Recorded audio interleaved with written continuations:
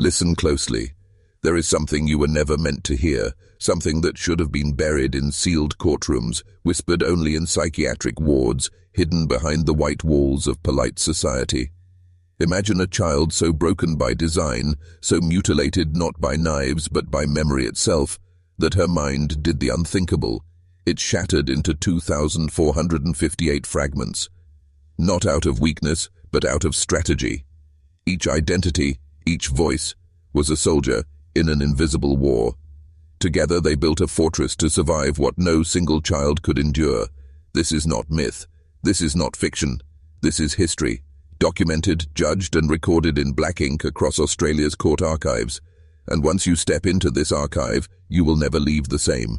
Because this is not only the story of Jeni Haynes, the girl whose mind became an empire of personalities, it is also the story of control itself.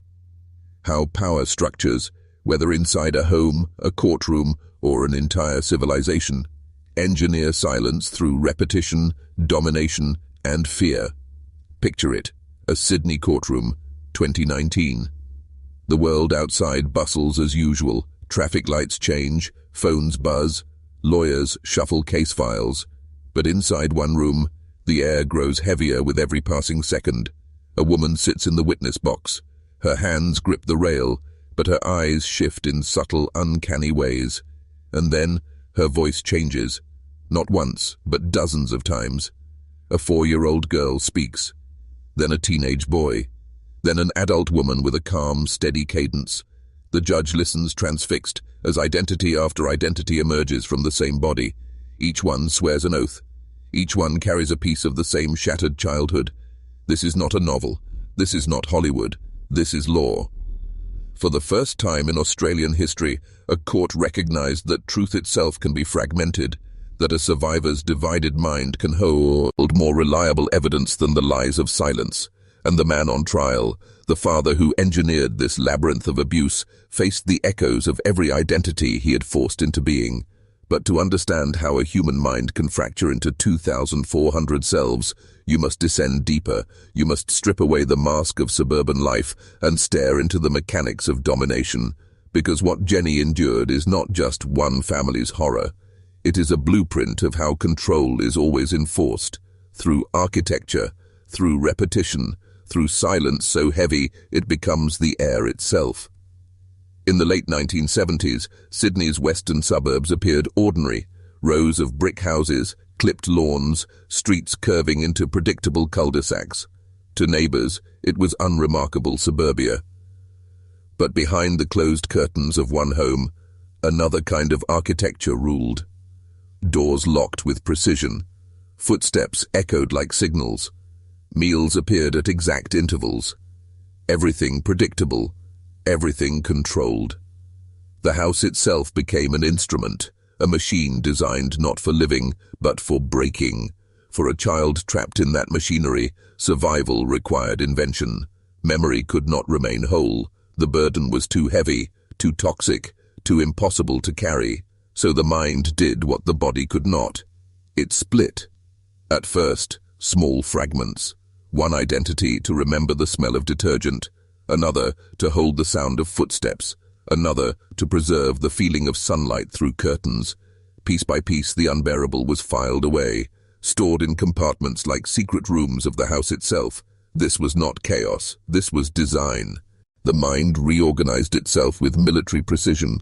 Identities with names like Symphony, Muscles, and countless others emerged, each with a task. One to record, one to endure, one to stabilize the body when terror threatened collapse. Thousands of internal archivists, each protecting a fragment of truth. It was not madness, it was engineering, an act of survival so extreme that it rewrote the boundaries of psychology. But here is the truth no textbook will tell you. What happened to Jeni Haynes is not just the story of dissociation, it is the story of power. Because her father was not simply a sadist, he was an architect of control. His methods mirrored the same structures that governments, institutions, and hidden elites use to shape entire populations. Repetition, conditioning, the destruction of individuality, the creation of silence. When you understand this one case, you glimpse the machinery that keeps whole societies compliant. And that is why this story matters. It is not just about a broken child. It is about you, about how power seeks to control you, about the ways your own memory, your own beliefs, your own routines may be engineered in ways you never notice. Jeni's mind built an army of selves to survive. What has yours built to obey? Tonight we open this forbidden ledger. We will step into the corridors of a divided mind, but also into the corridors of hidden history, where psychological control is the true architecture of power. If you are still here, if you are still listening, then you are ready to fall further.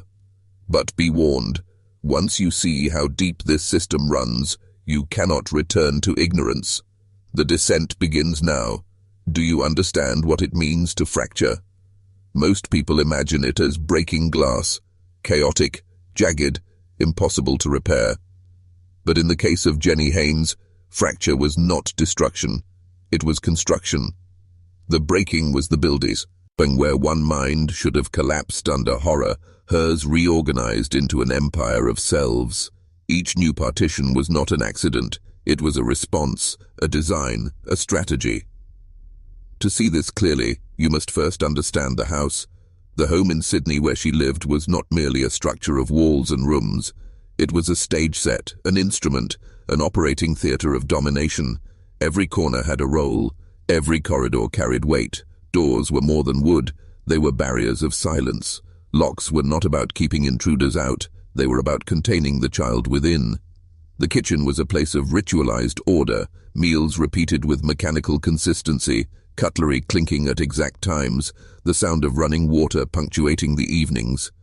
To the outside eye, it was the banality of suburbia. To the inside, it was a metronome of control. Now imagine a child of 4 walking those halls, too small to resist, too powerless to fight. Every sense bombarded with contradiction, the smile on the father's face at the doorstep, the terror in his eyes behind closed doors. Silence became its own language, and in that silence, the child's mind began its division. The first identities were born from necessity, one to record, one to endure, one to present a mask to the outside world, and slowly dozens became hundreds, hundreds became thousands. Each personality was like a soldier standing guard over a fragment of reality, too dangerous to be carried whole. Some froze in childhood, never aging, forever holding the perspective of a 4-year-old who had seen too much. Others grew older, embodying teenage resilience or adult composure. Time itself fractured, each part sealed in its own compartment. This is where psychology fails to grasp the full truth. They call it dissociative identity disorder, as if it were merely a malfunction. But look closer. It is not disorder, it is order, of a kind so advanced it mimics architecture itself. The house on the outside was designed to enforce silence. The house on the inside, the divided mind, was designed to preserve truth. They were mirrors of each other, closed doors, hidden rooms, corridors of memory that only certain parts could access.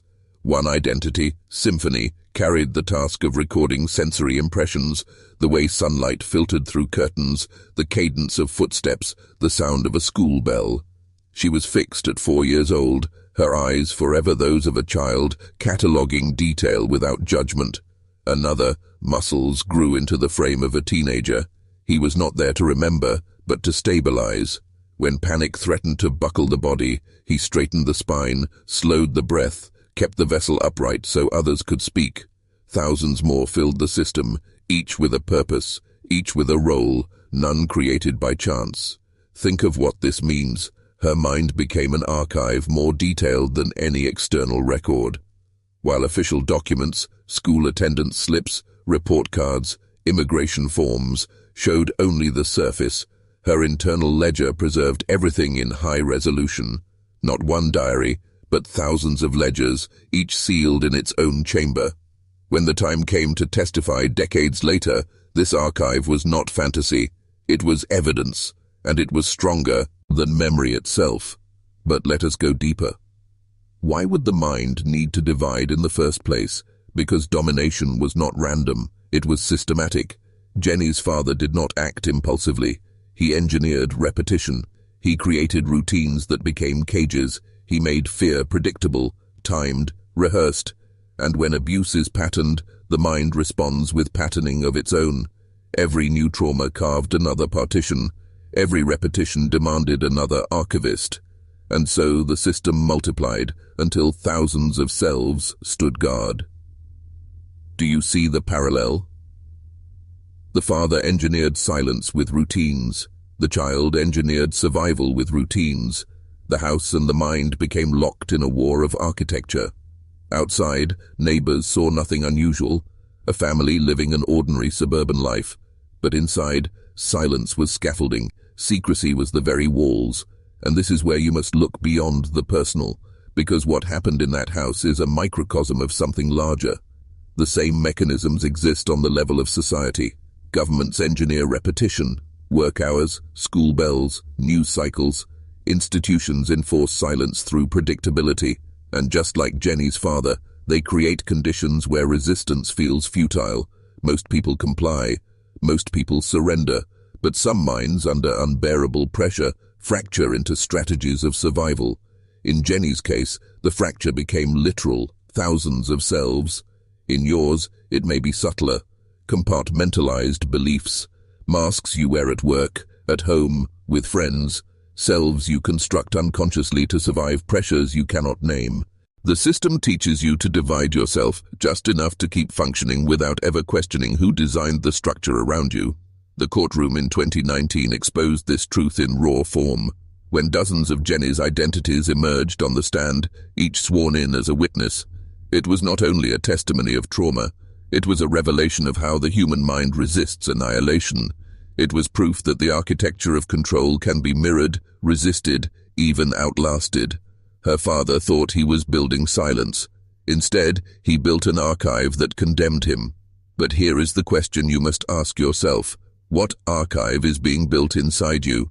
What parts of yourself have split off, silently storing what you were not allowed to feel, not allowed to remember, not allowed to resist?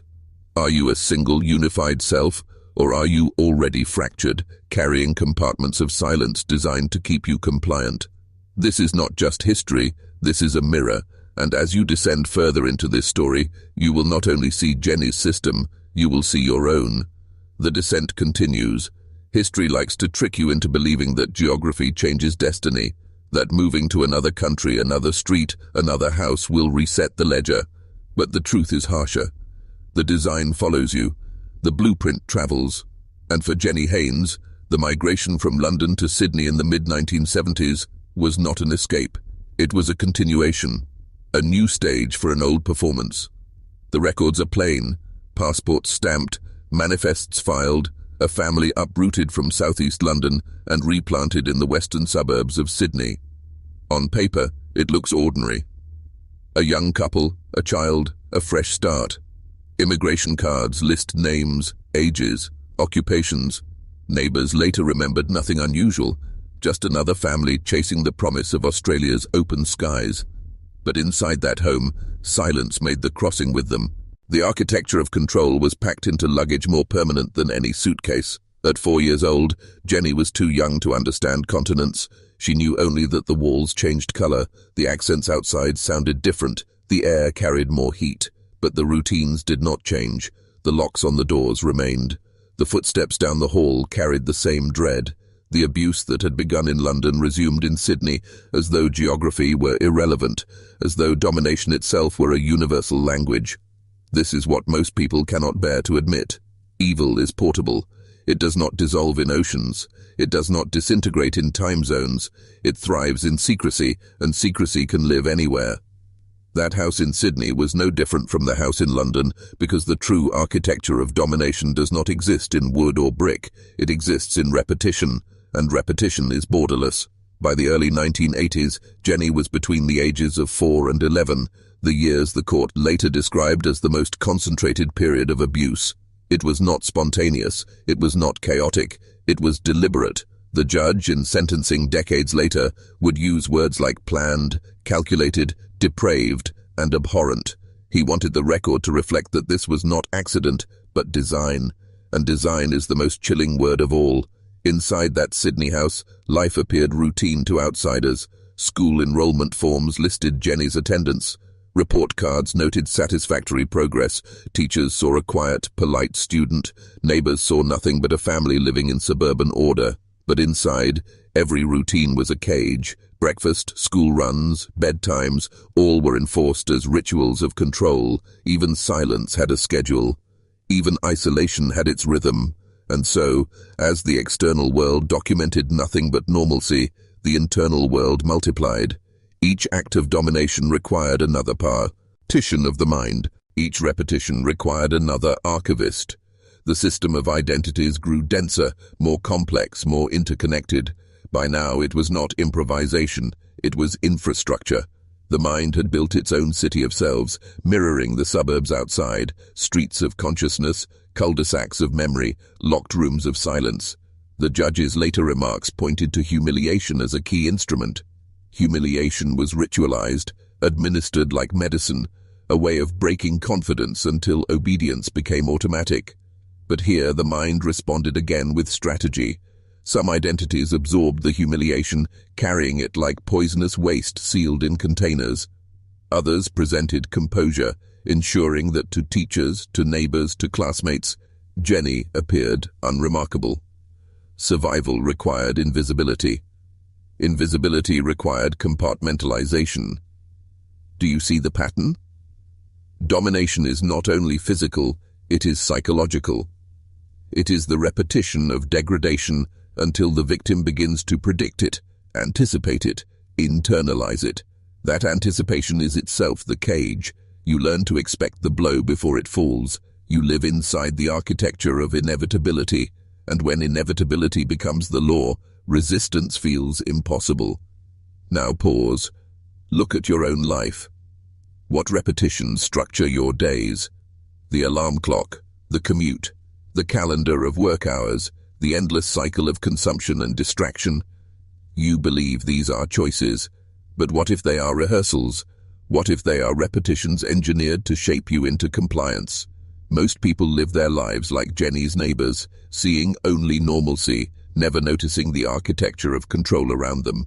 You are told to mistake routine for freedom, and like the child in that Sydney house, you learn to anticipate, to comply, to obey. But here is the difference. Jeni's mind fought back. Each act of domination was met with a counter architecture inside her. A new self, a new guardian of memory, a new stabilizer of body and breath. Where her father sought silence, her mind built an archive. Where he sought collapse, her mind built endurance. He thought he was erasing her. Instead, he multiplied her. The migration from London to Sydney proves the most haunting truth. Geography does not break the system. Place does not matter when the architecture is internal. The father carried his methods across oceans. The child carried her survival across borders. The ledger grew in both places. It was not a British story or an Australian story. It was a human story, a story of how domination replicates itself anywhere, and how the mind adapts with equal ingenuity. When the case finally reached court decades later, the records of that migration resurfaced. Passports, enrollment forms, utility bills. They looked ordinary. They looked like the documents of a family settling into a new country, but behind them lay continuity. A child fractured, an archive expanding, an empire of selves multiplying in silence. The court would later recognize that the abuse was not episodic but continuous, spanning continents, uninterrupted by oceans. And that is the most dangerous truth. Distance does not save you. Escape is not geographic.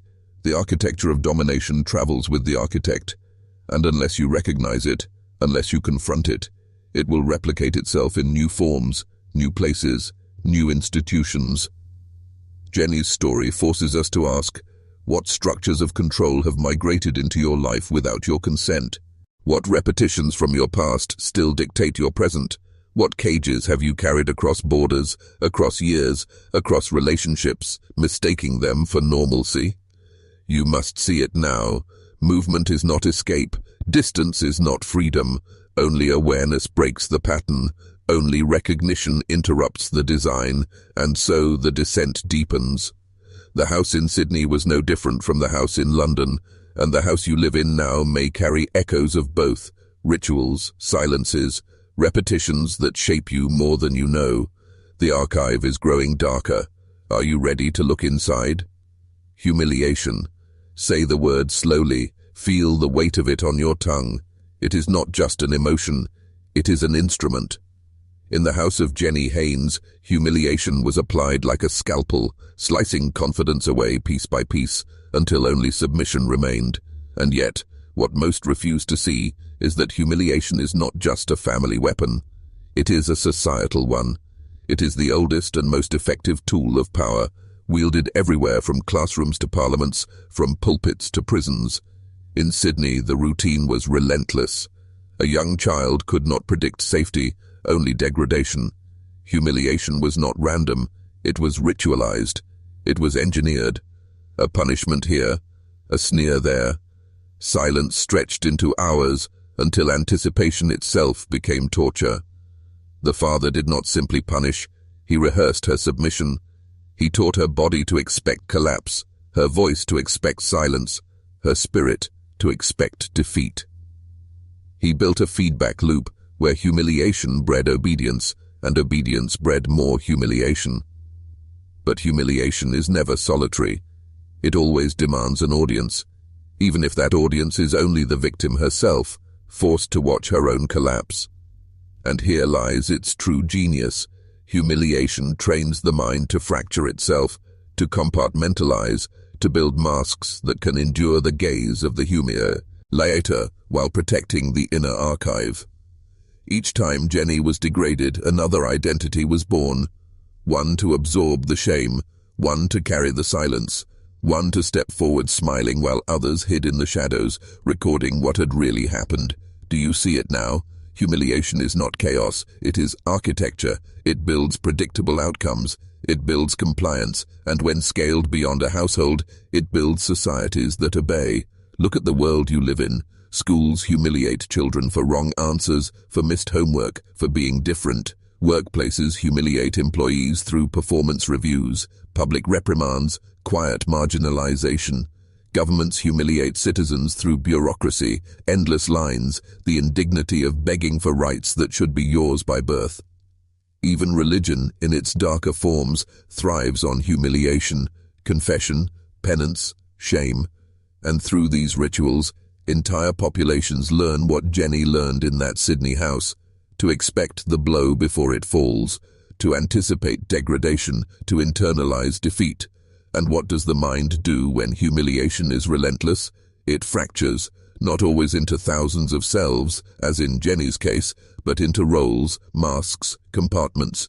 You become one person at work, another at home, another in silence when no one is watching. You present the version of yourself that will be least punished. You hide the parts that carry truth. You learn invisibility. You learn compliance. You learn silence. Jeni's father engineered this outcome deliberately. He made humiliation the cornerstone of control, but society at large does the same, whether consciously or not. And just like Jeni's neighbors never suspected the truth behind her family's facade, most people today never suspect that their daily humiliations are part of a larger design. They call it normal life. They call it growing up. They call it the system. But names don't matter. What matters is the pattern, and the pattern is everywhere. The judge, decades later, named it clearly: planned, calculated, depraved, abhorrent. Those were the words chosen to describe the father's acts. But listen closely. Those same words could describe entire systems of governance, of education, of religion, of commerce. Planned humiliation, calculated degradation, depraved use of repetition, abhorrent control disguised as order. What happened to one child in one house is the same blueprint that happens to millions of men in silence every day.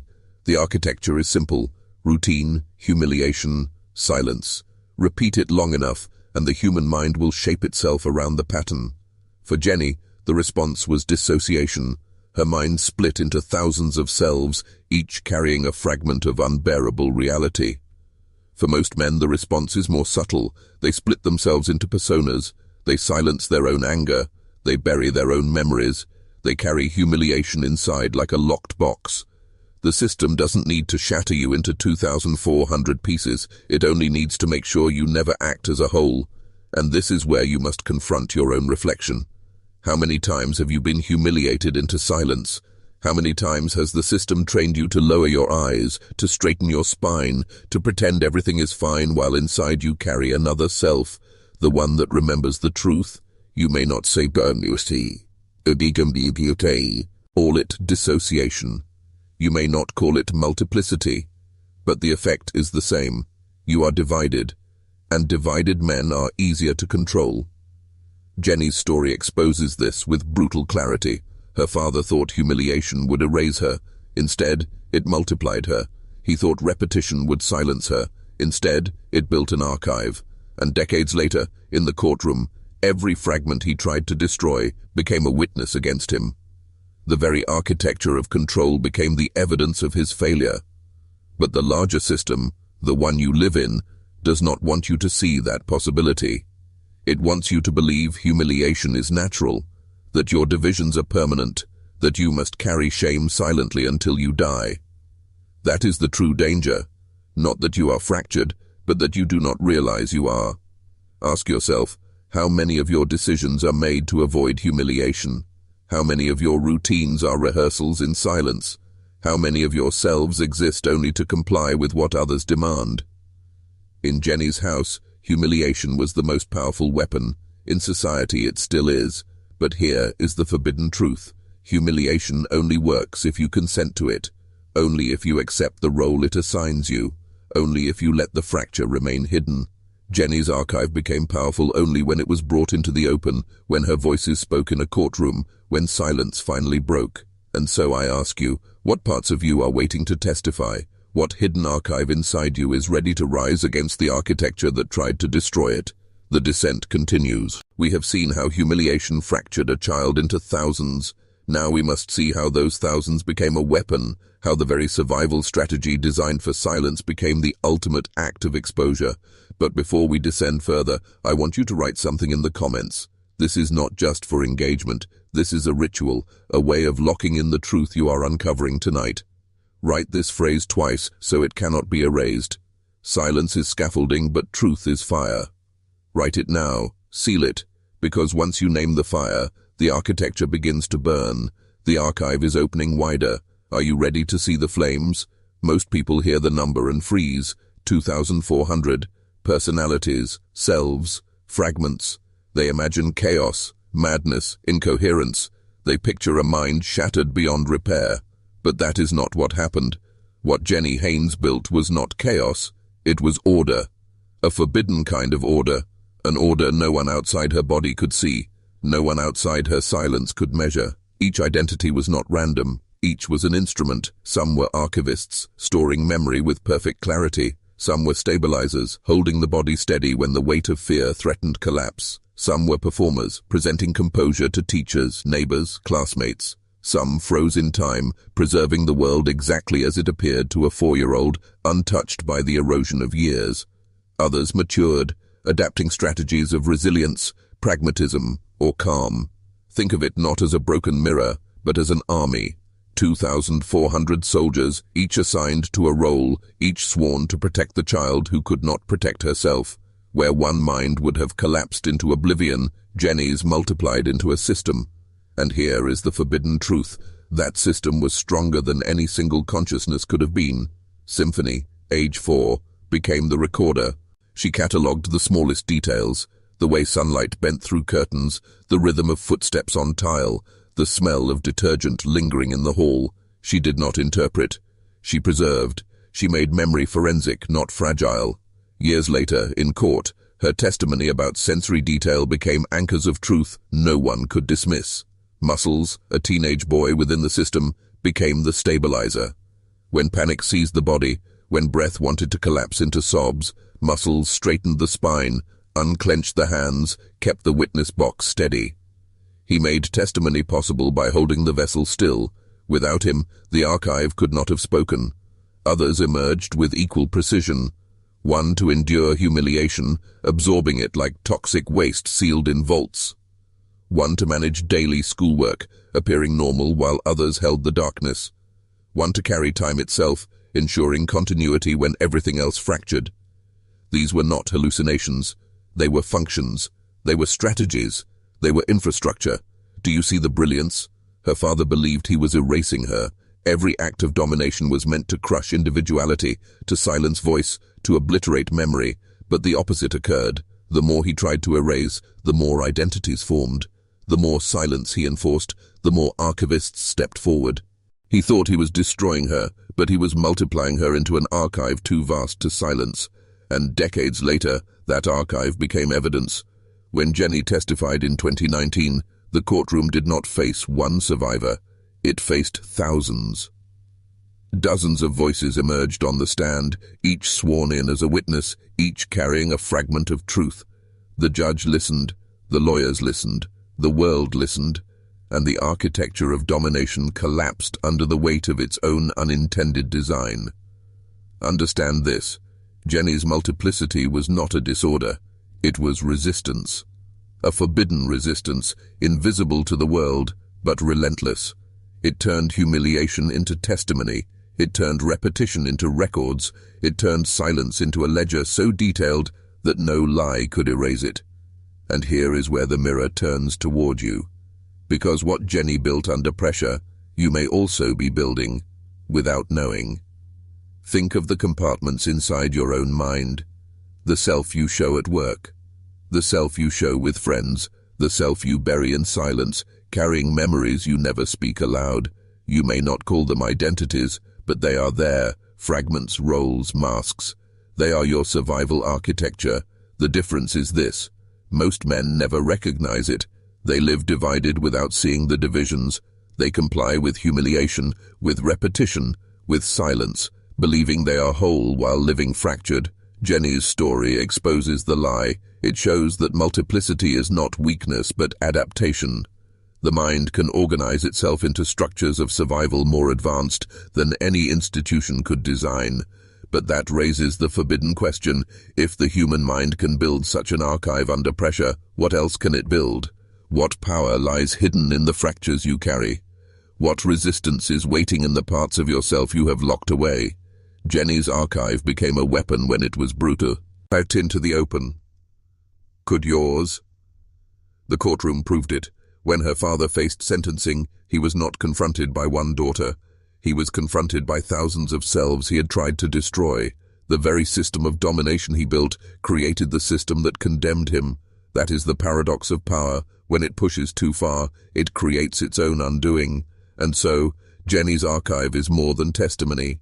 It is a model of how to endure, how to resist, how to preserve truth when truth is under attack. The details may be horrific, the origin may be unthinkable, but the lesson is universal. The mind is capable of engineering survival beyond imagination, and once survival is engineered, it can become strength.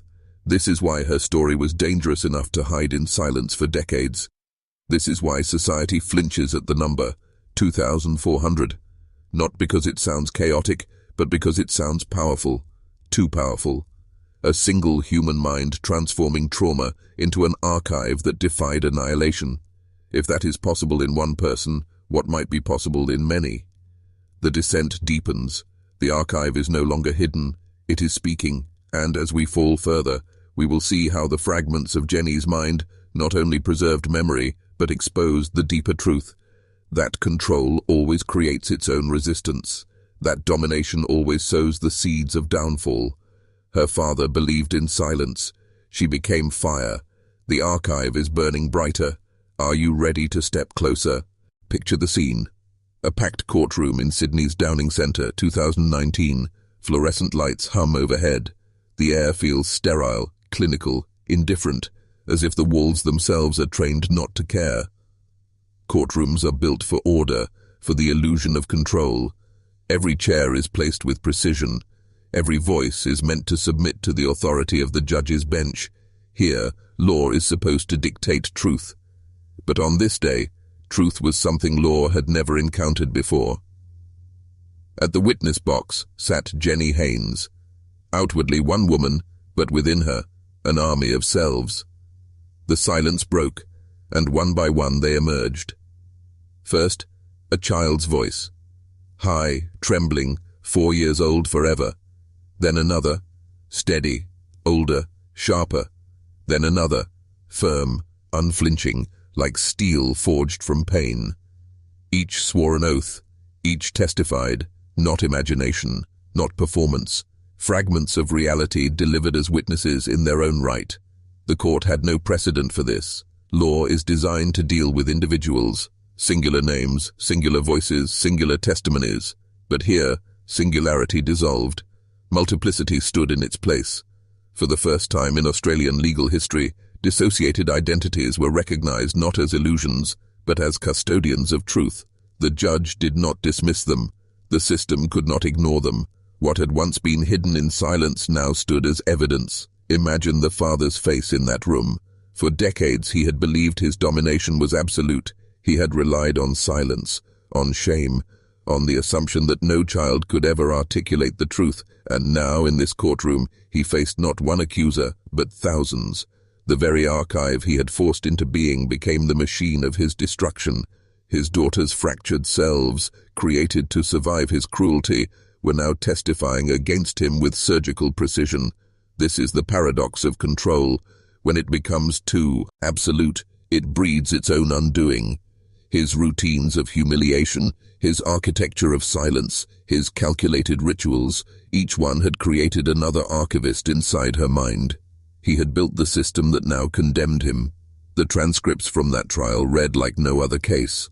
Lines of dialogue shifting from one identity to another, each speaking from its own vantage point, each recalling details only it could carry.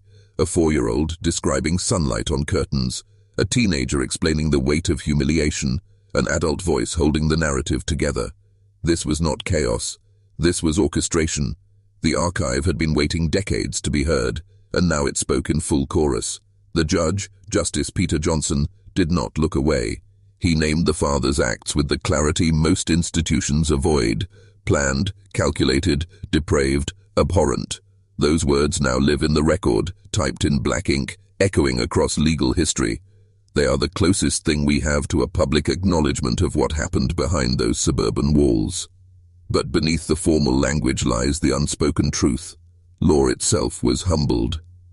For once it had to admit that truth is not always singular, not always linear, not always simple. Sometimes truth fractures, and only in the fracture can it survive. Think about what that means. The law, an institution designed to contain reality in neat categories, was forced to expand, forced to acknowledge multiplicity, forced to recognize that what society calls disorder was in fact a system of resistance more accurate than any external record. That is dangerous knowledge. If multiplicity can hold truth better than unity, then everything you believe about order, about identity, about control, begins to collapse. And that is why this case matters. It is not only about Jeni, it is about the limits of law, the limits of institutions, the limits of the systems you trust to define truth. This courtroom became a battlefield between two architectures, the architecture of domination and the architecture of survival. The father's system collapsed. Jeni's system prevailed. And in that collapse, something was revealed that society was never meant to see, that truth, even when shattered, cannot be destroyed. Now, look at the symbolism. The courtroom is supposed to be the pinnacle of control. It is designed to make the individual small, the institution large. Yet in that sterile room, control shifted. The witness box became more powerful than the bench. The archive of a child's divided mind outweighed the gavel of the judge. The system of domination was overruled by the system it had unintentionally created. What does this teach you? That power is never absolute, that every architecture of control carries within it the seed of its own collapse. Jeni's father believed he had total domination, but his domination created multiplicity, and multiplicity became testimony, and testimony became judgment. The cycle of power reversed, and that reversal is possible not only in courtrooms, but in every system you live under. Consider the systems around you. Governments, corporations, institutions, all thrive on silence, repetition, humiliation. They appear absolute, they appear unbreakable. But like Jeni's father, their very methods may be planting the seeds of their downfall. Every humiliation breeds resistance. Every repetition creates awareness. Every silence deepens the archive. And one day, those archives will speak. The danger is not in being fractured. The danger is in never allowing the fracture to be heard. Jeni's archive became power because it left the shadows. It entered the courtroom. It faced the architecture that sought to erase it and forced that architecture to listen. That is the lesson. Your fragments are not weakness. They are evidence. They are weapons. They are waiting to be spoken. When the sentencing was delivered, the words were heavy, but the victory was deeper. The man who built silence was silenced. The man who engineered humiliation was humiliated. The man who thought domination eternal was condemned by the very multiplicity he had forced into existence. This was not just justice, it was inversion. The architecture had been turned inside out. But do not make the mistake of thinking the story ends there. The courtroom is not the final chapter. It is only the moment of exposure. The real descent lies deeper, in the implications of what this case reveals about power itself. Because if one child's mind can build an archive so vast it outlasts domination, then what might an entire generation build under pressure? What might you build? This is the knowledge institutions fear. That fracture can be power, that multiplicity can be survival, that silence can be broken not by unity, but by the chorus of hidden voices rising together. The courtroom was a battlefield, but the war between control and resistance still rages everywhere, and as you fall further, you will see that Jeni's archive is not just a story of survival, it is a blueprint, a dangerous, forbidden blueprint for how to turn fracture into fire. The descent continues. You must understand, what happened inside Jeni Haynes was not only personal, it was archetypal. Her archive of 2,400 selves is a microcosm of something vast, something ancient, something that has haunted every civilization since the first walls were raised. Because societies fracture too, nations fracture, cultures fracture, and just like Jeni, they build hidden archives to preserve the truths that power tries to erase. Think of her mind as a library sealed in darkness, each personality a custodian of forbidden knowledge. Now look at the world. How many truths have been locked away, hidden in catacombs, whispered in secret societies, buried under the weight of official history. When empires fall, they burn the records. When institutions betray, they rewrite the textbooks. When religions control, they bury the gospels they cannot use. Every system of domination tries to enforce silence, but silence always creates its opposite. It forces truth underground, where it waits, multiplying, until the day it resurfaces with fire. Jeni's father believed silence was eternal.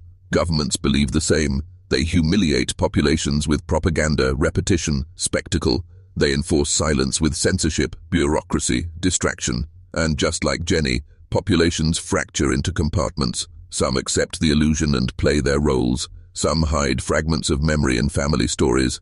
Some preserve forbidden truths in art, music, whispers passed through generations. It is the same architecture. Individual or collective, the pattern repeats. Look closer. Ancient archives prove it. In Alexandria, the library burned, but fragments survived in translations, marginal notes, hidden copies. In the Dead Sea caves, scrolls were buried to preserve what Rome would have destroyed. In medieval Europe, heretical texts were hidden beneath monastery floors, waiting centuries to be uncovered. The pattern is clear. Domination erases, but erasure breeds resistance. Multiplicity emerges, not as madness, but as preservation. Jeni's archive is no different. It is an ancient survival tactic written in the code of the human psyche. When faced with annihilation, memory divides itself. When faced with silence, truth multiplies. Her mind became a library no fire could consume. And when the time came, that library opened, and the voices inside testified. This is how humanity survives control, by hiding archives within itself until the day of reckoning arrives. But here is the danger. Most people never see the archive. They live only in the official record, the sanitized history, the surface illusion. They believe what they are told because they never learn to listen for the voices beneath. You must become different. You must learn to hear the fractures. You must learn to recognize the hidden ledgers beneath the polished facades. Ask yourself, what archives lie hidden in your own life? What stories were buried by your family, erased by your schools, silenced by your culture? Which humiliations were passed off as normal? Which repetitions became invisible cages? You are surrounded by archives, waiting in silence. The question is whether you will open them. Jeni's story is not just about trauma, it is about strategy. Her identities did not appear to torment her, they appeared to protect her. They became the keepers of her truth, and that is exactly what happens on the scale of nations.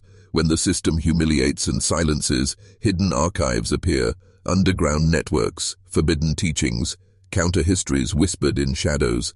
These are the cultural equivalents of symphony and muscles, fragments that preserve memory, fragments that stabilize resistance. But what happens when those archives finally speak? The courtroom in 2019 gives us the answer. Power trembles, law stutters, institutions, for all their polish, are forced to listen. The same will happen on the collective scale. One day the archives buried beneath centuries of silence will rise. They always do.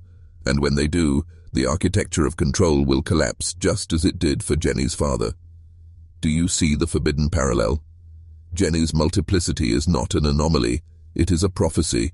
It shows how memory organizes itself against erasure, how truth fractures into fragments but never dies, how silence, no matter how absolute it seems, always produces its own undoing. And here is where you must confront the deepest reflection. You too are an archive. Every humiliation you have endured, every silence you have swallowed, every repetition you have mistaken for normal, these are not erased. They are stored. They are waiting. They are fragments of truth sealed inside you, ready to surface. You may not have 2,400 voices, but you have compartments. You have hidden selves. You have archives of fire. The question is not whether they exist. The question is whether you will allow them to testify, whether you will bring them into the light as Jeni did and turn fracture into power. Because this is the secret power hidden in her case. The recognition that fracture is not the end, it is the beginning. That silence is not death, it is gestation. That humiliation is not erasure, it is fuel. Her father believed he had. He buried her in silence forever. Instead, he created the most devastating archive of testimony law had ever seen. The very act meant to erase her became the act that immortalized her truth. And so I ask you, what archive inside you is waiting? What fragments of your truth have been silenced by family, by institutions, by culture? What multiplicity hides beneath your daily mask? You think you are one person. You are not. You are many. And the moment you realize that, you begin to see the cracks in the architecture that surrounds you. The descent is darker now. We are no longer speaking of one courtroom, one house, one father. We are speaking of the hidden archives of entire civilizations, waiting to rise. Jeni's case is the key to understanding them, because her story is the story of all suppressed truths, fractured, hidden, multiplied, but never destroyed. The archives are everywhere. The question is whether you are ready to open them. The descent continues. You have seen the house, you have seen the mind, you have seen the courtroom. Now you must see the world. Because Jeni's father did not invent his methods, he only replicated what has been perfected for centuries by powers far larger than any household. His architecture of control is the same architecture used by governments, schools, armies, churches, and corporations. The only difference is scale. Look again at the patterns. Repetition, humiliation, silence. These three tools broke a child into 2,400 pieces. But they also keep billions of men obedient every single day. The methods are identical. The stage is larger. The actors wear uniforms, robes, or suits. The effect is the same. Compliance. Start with repetition.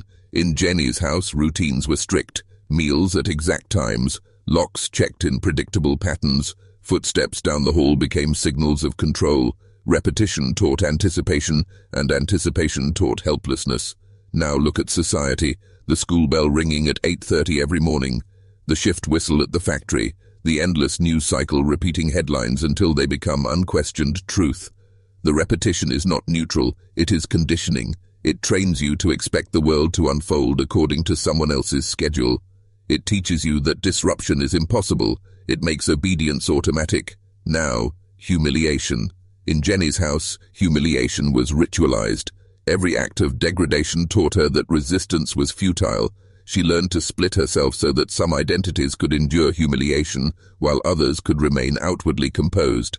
Now look at the systems you live under. Children humiliated in classrooms for failure. Workers humiliated in offices by public reprimands. Citizens humiliated by bureaucracies that force them to beg for their own rights. Entire populations humiliated through poverty, propaganda, and ritualized displays of power. Humiliation breaks confidence. It ensures silence. It makes rebellion unthinkable. And silence. In Jeni's house, silence was scaffolding. Conversations were restricted. Secrets were enforced. What was seen by neighbors was only the facade of suburban order. Inside, the truth remained unspoken. Now look at nations. Whistleblowers silenced. Journalists exiled or imprisoned. Citizens conditioned never to speak openly about corruption. Silence becomes the foundation of order. It is not emptiness, it is active construction, a wall built out of fear. Do you see it now? The same architecture, a child or a population, it does not matter. The methods are identical. Repetition, humiliation, silence. They fracture the individual, they fracture society. And in both cases, the fracture ensures control. But here lies the forbidden truth. Fracture also creates resistance. Just as Jeni's mind divided into thousands of selves to preserve truth, societies divide into hidden counter-archives, underground movements, whispers of forbidden knowledge. Control always breeds its opposite. Domination always creates the seeds of downfall. The only question is whether those seeds will ever be allowed to grow. Think of the institutions that rule you. Governments maintain order through ritualized humiliation, tax audits, border checks, endless paperwork designed to remind you of your smallness. Corporations humiliate you through debt, advertisements that prey on your insecurities, performance reviews that measure your worth in numbers. Schools humiliate children into conformity. Religions, at their darkest, humiliate believers with guilt and shame. The architecture is everywhere. And like Jeni, you fracture yourself to survive it. You build compartments, one self for the office, one self for the family, one self for the silence of night. You live divided, and because you live divided, you live controlled. This is why Jeni's story matters beyond one courtroom. It is a mirror held up to the entire structure of human power. Her father's methods were not unique. They were archetypal. He was a miniature reflection of every system that rules this world. His house was a microcosm of your civilization. His domination was the distilled form of institutional control. But here is the fire hidden beneath the ashes. What her mind built under pressure was stronger than the architecture imposed on her.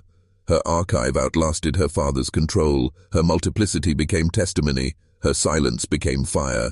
That is the lesson institutions fear most, that fracture can become resistance, that silence can become speech, that the very tools used to break you can become weapons in your hands. Ask yourself, how many repetitions have trained you into obedience? How many humiliations have silenced your voice? How many compartments of yourself exist only to comply with structures you secretly despise? And what would happen if those compartments united? What would happen if the archive inside you spoke as hers did? The courtroom was only one battlefield.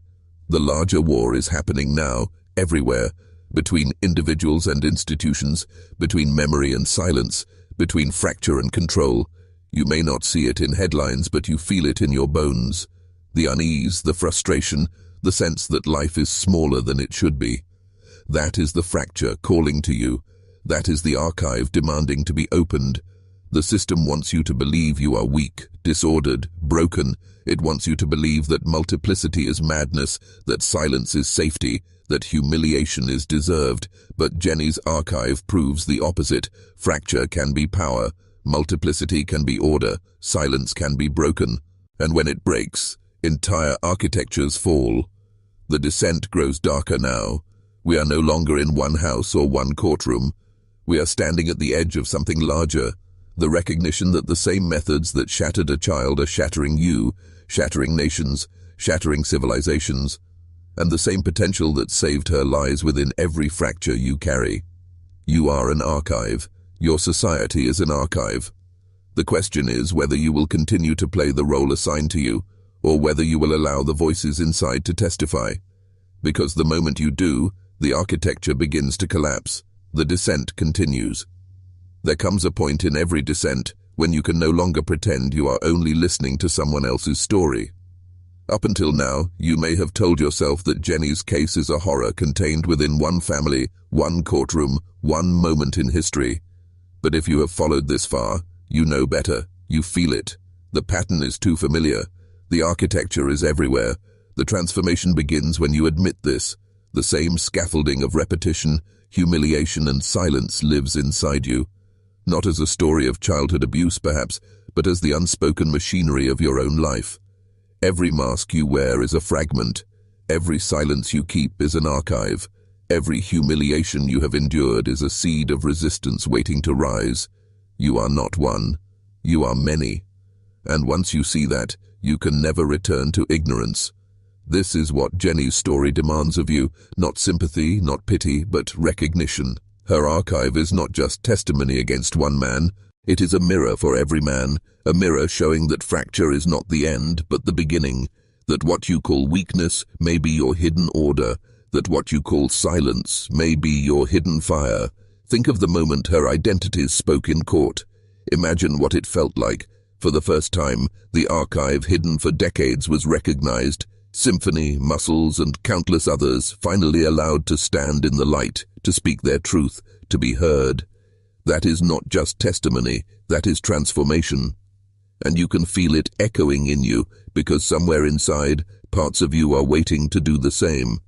You have lived through repetition, you have endured humiliation, you have been silenced, but those fractures are not emptiness, they are not void, they are archives, they are proof that you survived.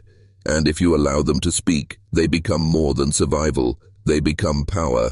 That is the dangerous knowledge here. Once you recognize the architecture, you can dismantle it. Once you admit the fracture, you can reorganize it. Once you allow the silence to break, you become fire.